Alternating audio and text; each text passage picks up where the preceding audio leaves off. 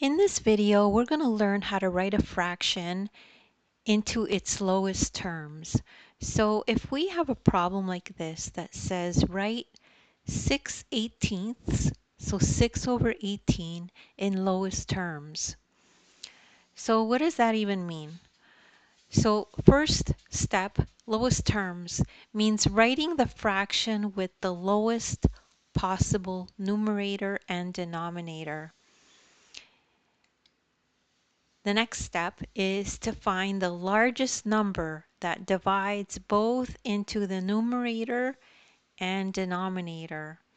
So for example, I know that 2 fits into 6 3 times. 2 also fits into 18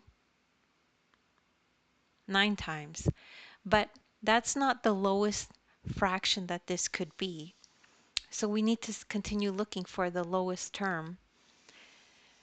After you find the lowest one, divide both the numerator and denominator by that number.